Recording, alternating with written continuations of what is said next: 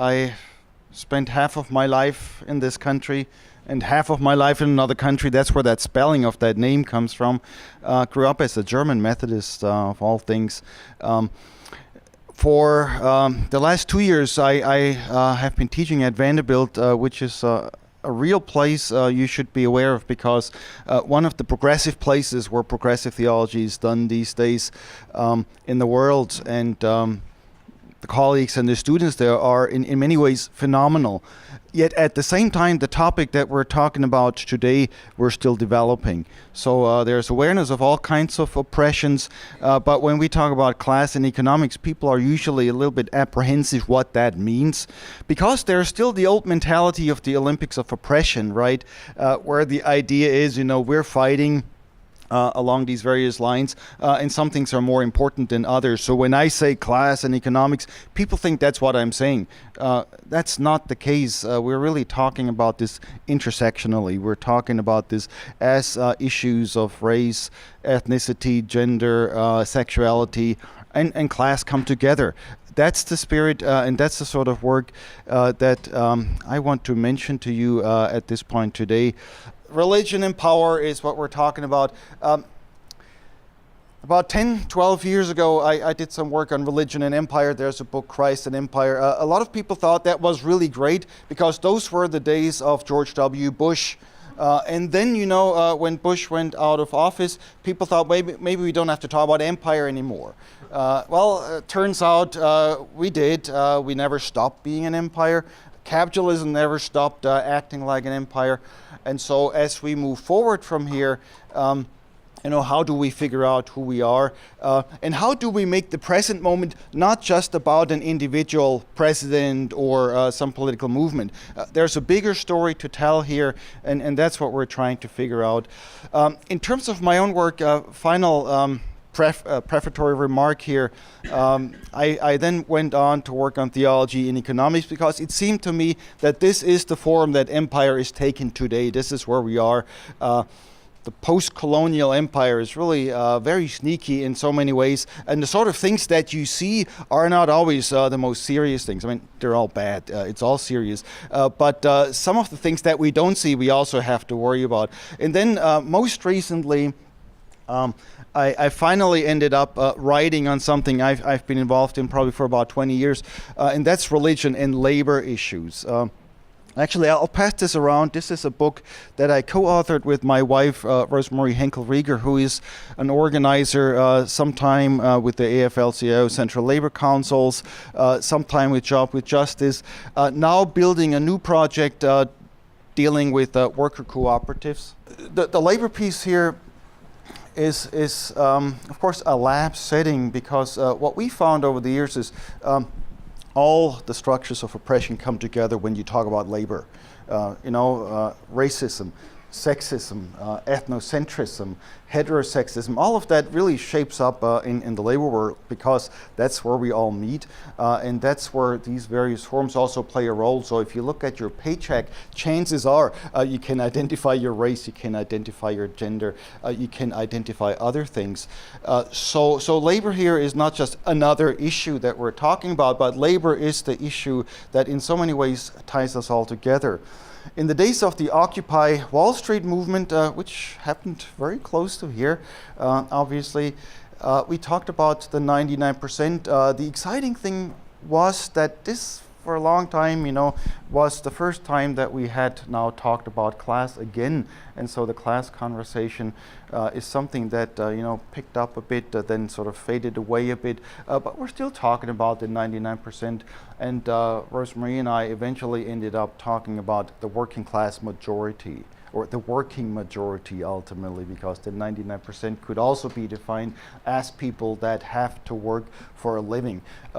The 1%ers, of course, also work, but they don't have to. It's a different story. So here the question is, how is what's going on affecting us all? How are we all in the same boat to some degree? And this is the conversation of solidarity. Can we find solidarity here among the 99%? One of the books along the way I co-authored with a colleague, Kwok Pui Lan. You may know that name. She is one of the great Asian American women theologians in this country at Emory at the moment. And our book was Occupy Religion. It was on the Occupy movement in relation not only to how religion functioned, but how religion actually can learn and how religion is transformed in this conversation. So that's the topic of my talk this afternoon. You know, how do we think about solidarity? How do we think about economics? And what about religion? Now, when I talk about economics as a theologian, the question is always, have you studied economics? So, well, you know, I'm not a professional economist. There are some things I know, there are some things I have studied. But I'm not interested in all the nitty-gritty. I'm interested in what some economists now have called economics as religion. And by that they mean that economics today, there's a book by Robert Nelson, an economist who wrote a book by that title, Economic as Religion. By that they mean that religion today, or economics today, functions like a religion in the sense that the top economists are not the people that do analyses, that crunch the numbers. The top economists are people that keep the big ideas before people, that keep the faith.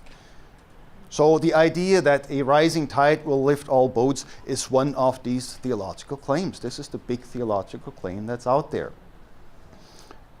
Now, what makes it a religion here is that these are big claims that do not have to be tested in reality. Because when I talk to the union people, they say, well, of course, a rising tide lifts something, but usually it lifts all yachts, and the people that don't have a boat, they sink. So a rising tide lifts all boats in some ways is a religious statement that's based on faith, big ideas that are not grounded in reality. Yet a lot of our policy functions that way. If you wonder about tax reform, for instance, it follows that principle. If you wonder about, you know, corporate subsidies, it follows that principle. If the top's doing better, everybody's doing better. That's sort of a general conversation, and that's economics as religion. Now, I teach religion, I'm a theologian. What do I do with that? It seems to me there are two different ways of looking at religion. One is the idea of religion as big ideas. Great, you know, intellectual systems, belief, faith. You have to hold this without asking for evidence. This is why so many people sort of work well in that world of economics as religion, because they've been raised in religion in such a way that you're not supposed to ask questions. Whatever the pastor says, you believe, right? God said it, I believe it, that settles it. That's sort of that attitude. That's one way of looking at religion. There's another way of looking at religion, though, that I think is a lot more helpful, namely religion not as big ideas, but as something that grows out of the struggles of everyday life, something that grows out of people's ways of making ends meet, dealing with tensions, dealing with struggles, moving forward. And I think this is part of our Abrahamic traditions. This is, of course, Judaism, Christianity, and Islam, where religion is not just a couple of great ideas, but constantly wrestling with what's happening on the ground, constantly trying to figure out how do we make ends meet, how do we flourish, and what are the problems. So there's sort of a good religion and a bad religion at stake here. And that's the sort of thing that I think is worth exploring. That's also the sort of thing that's worth exploring beyond the churches. So this is not just religious communities. This is exactly what happens in movements. This is why the Occupy movement was so interesting. It wasn't just a social movement. It was a way of reshaping our faith. It was a way of transforming us, who we are, all the way down. So that's the struggle here. We have sort of religion A and religion B, and we have to figure out how do we get into that struggle and how do we make a difference.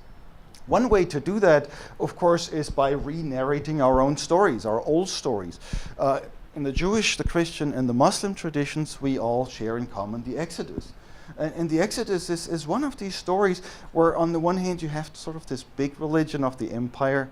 In that case, that was the old Egyptian empire, and you have sort of the newly emerging religion where God speaks out of a burning bush.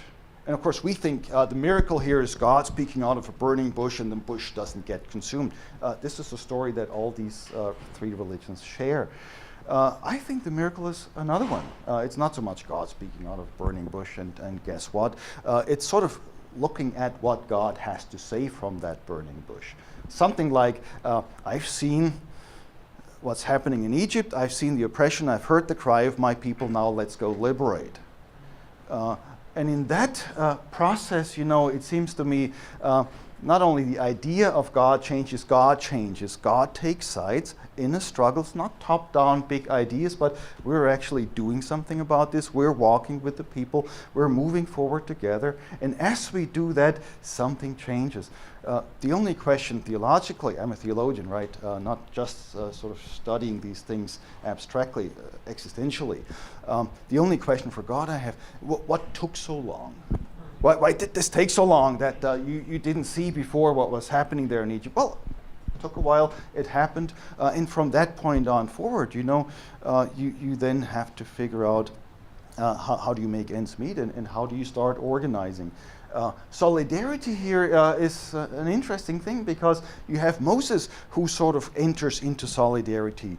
And think about it this way. Moses was a kid raised in the palace as a rich kid, right? Somebody who had a lot of privilege. He wakes up at some point.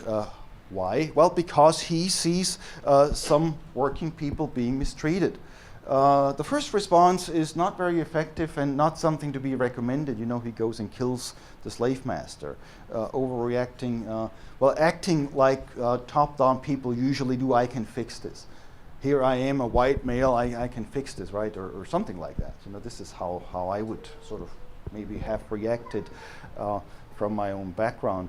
But then, of course, that fails, and he moves sort of into the working class, spends a lot of time, out in the desert herding cattle or sheep or something like that.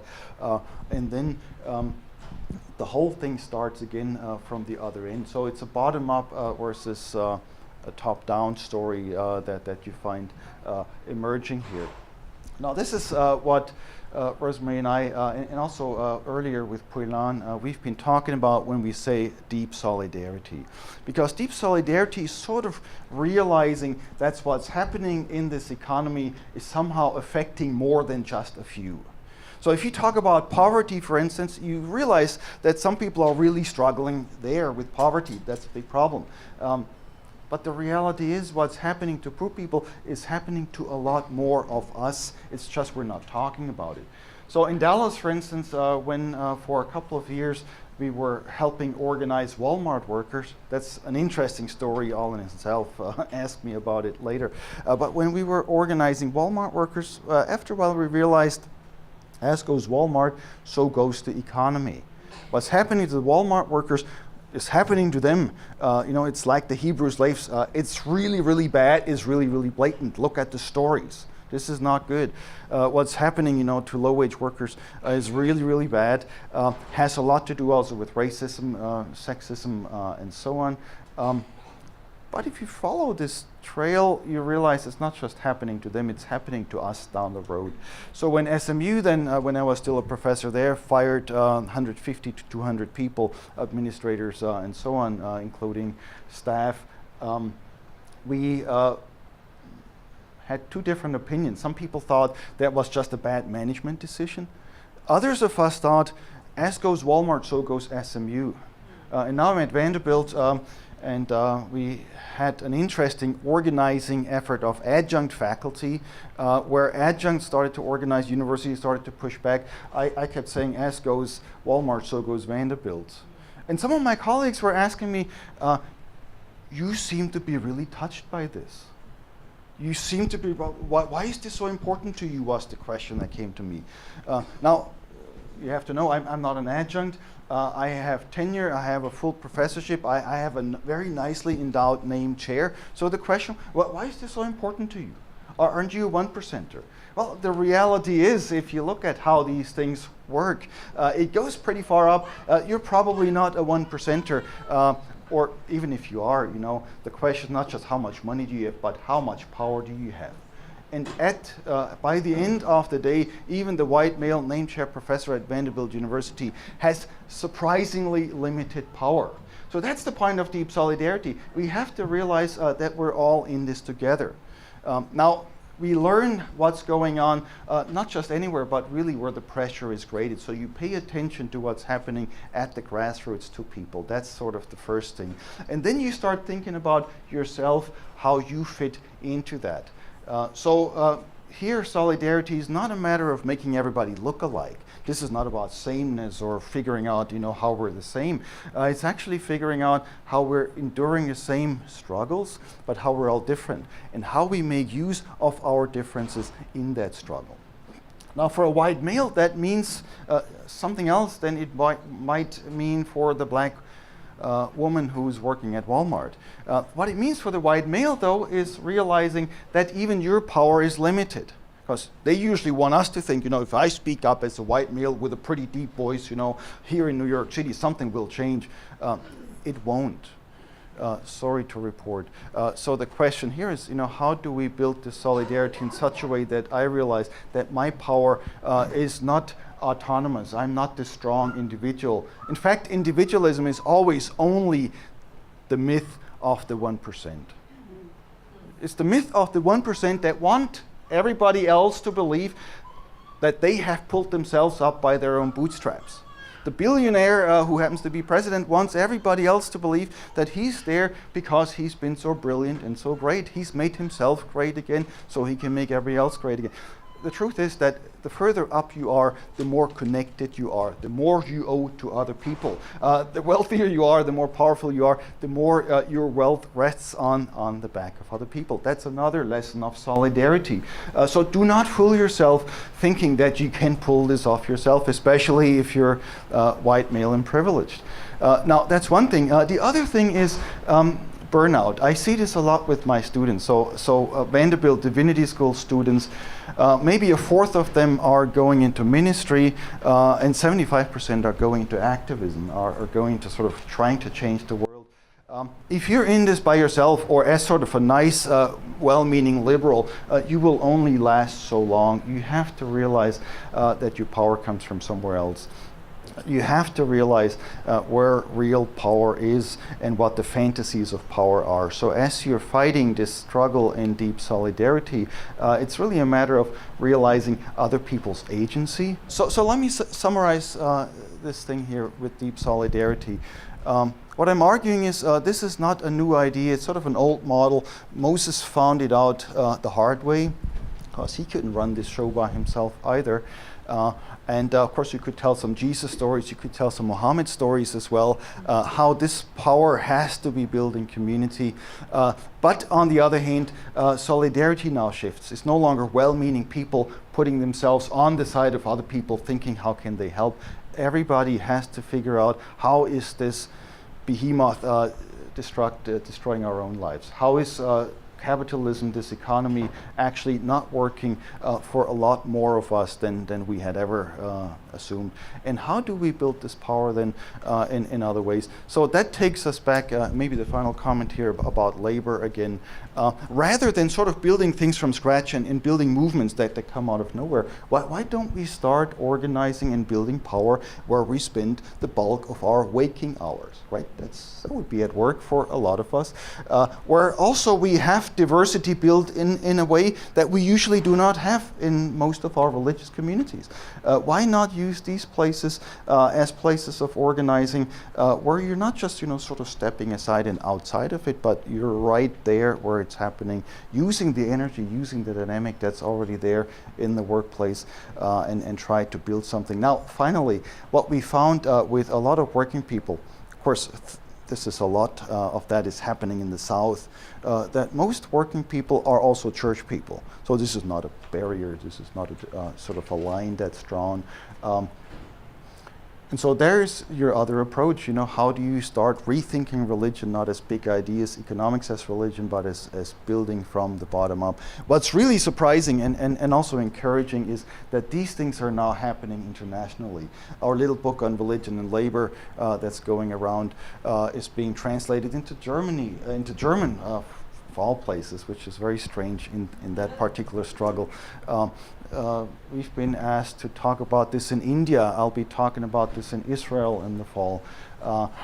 some of this is happening in Brazil. So this is not just us talking about a theory. This is talking about movements, stuff that's happening in relation to everyday people's lives. And we're believing really fervently that this is where religion is reborn as well. Thank you. My name is David Kim, and I'm here in this conversation with my good friend and colleague and solidarity mate, Joerg Rieger, and John as well, and the folks here at Middle. Talk about the economy, the American dream, and love. In this moment, if we're going to think about these vessels of the economy, the American dream, and love, I would be remiss if I did not introduce myself not as a scholar, not as a Christian and a Confucian, but as an immigrant. Something you need to know about me is that I am an immigrant. I'm a first-generation immigrant. Why do I foreground this in this moment, do you think? You hear the babies wailing in the background. You can get this picture, right? I am a direct beneficiary of the 1965 Immigration and Naturalization Act, the third great civil rights law in the mid-60s. Civil Rights Act, Voting Rights Act, and the Immigration and Naturalization Act. Why is that act so important? Because it changed the demos. It changed the people of America. Think about that. The law, and the babies are still wailing because this is a moment of wailing.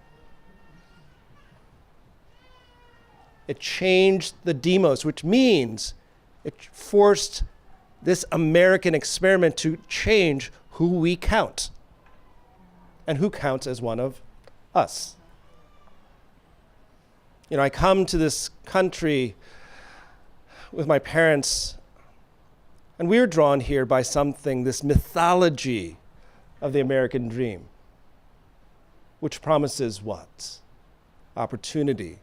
Which promises what? Access. Which promises what?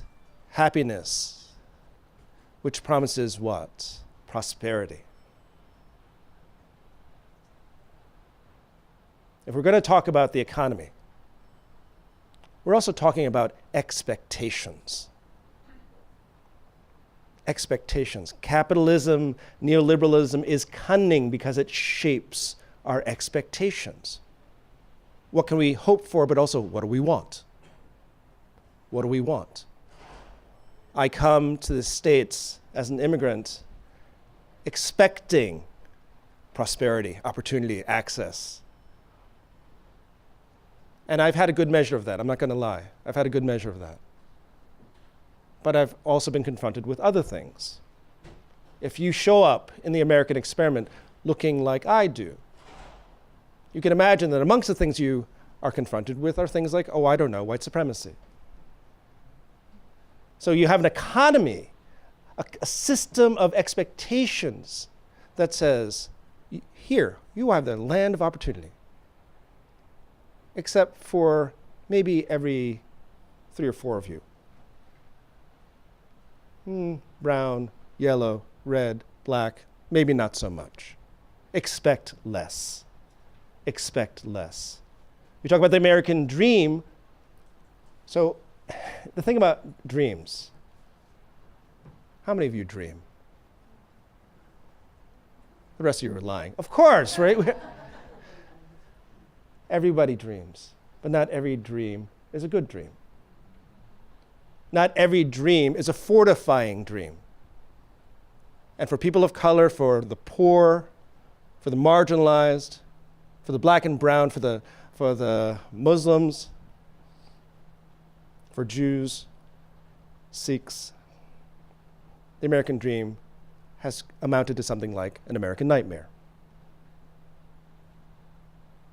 An American nightmare. And so what do we do in a context where the promise of the American dream is opportunity? And yet when we try to, if you are not of a certain class, if you are not born out of certain privilege, how do we invest in a system that is basically nightmarish for our children, for ourselves? I mean, you're talking about these folks at Walmart, talking about folks in rural America, talking about the inner cities. What kind of collectivity and collective consciousness can we have if we close our eyes and lay our heads on a pillow and what we see are nightmares? This is one of the reasons to talk about love. Because one of the things about capitalism, one of the things about neoliberalism, is that it is an unforgiving system and an unforgiving culture. If you want to do anything, if you want to achieve anything under capitalist conditions, more likely than not, you enter into something called debt. And amongst the things that I do is I'm a college professor. And I think about these impossible debts that my students are taking on.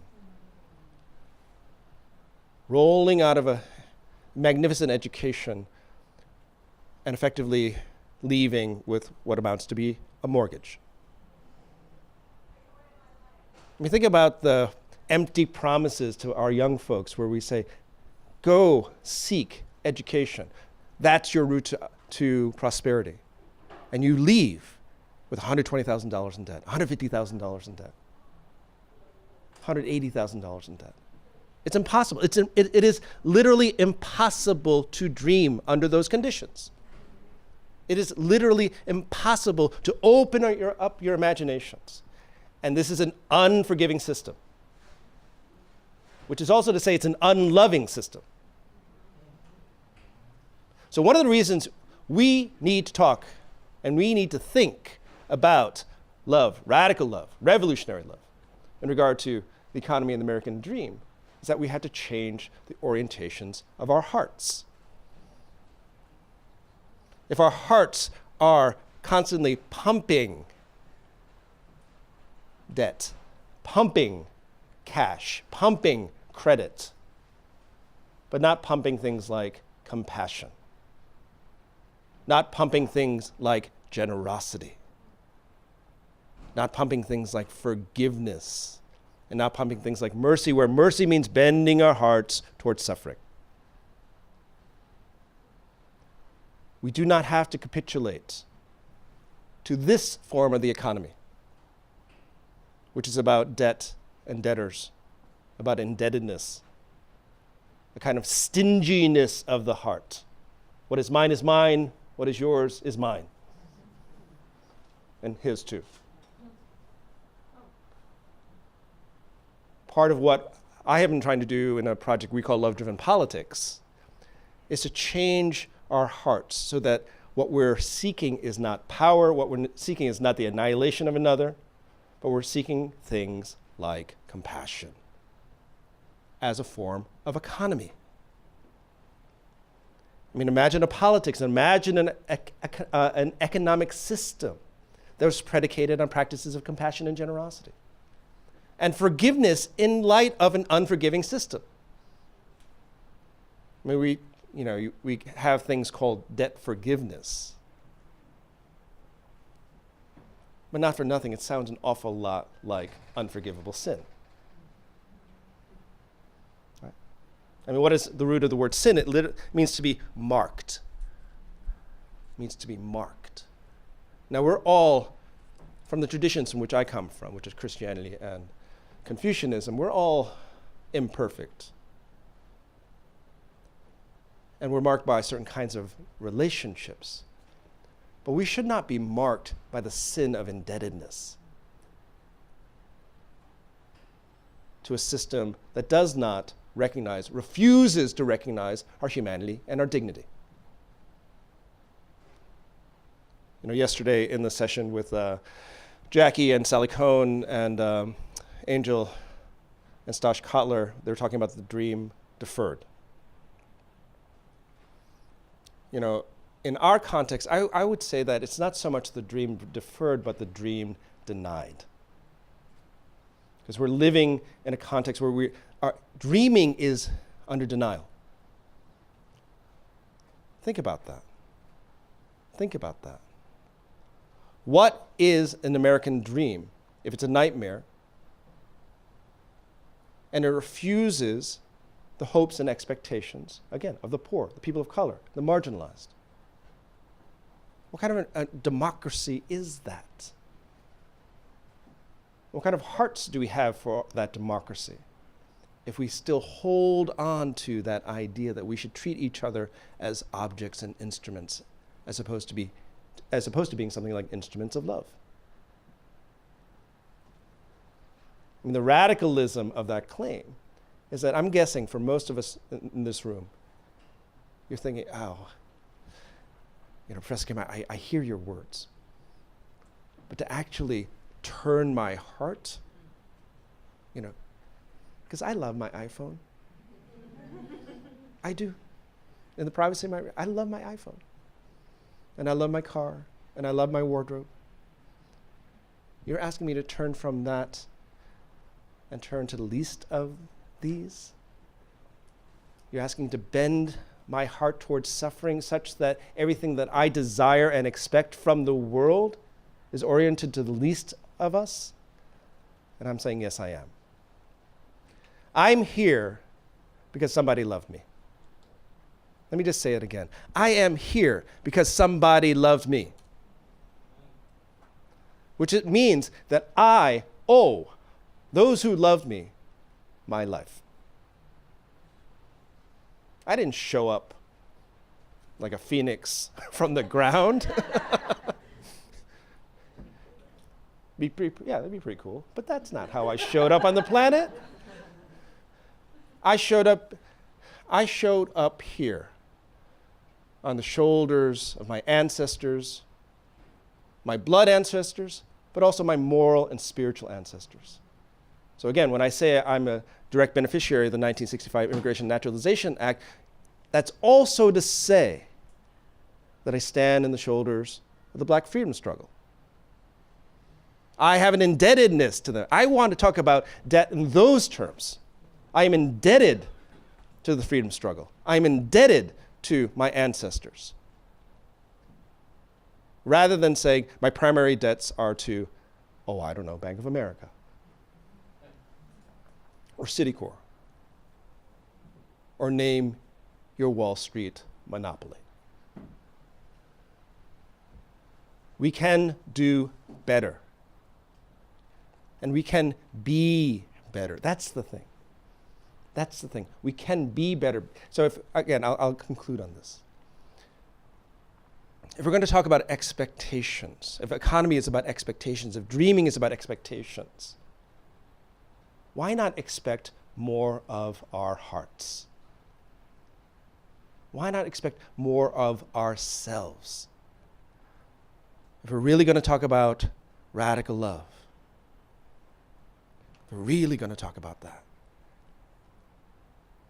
amongst the ways in which I talk about radical love, my teacher, my mentor, Cornel West, talks about radical love. It means to learn how to die. You let a part of yourself die so that something else can live.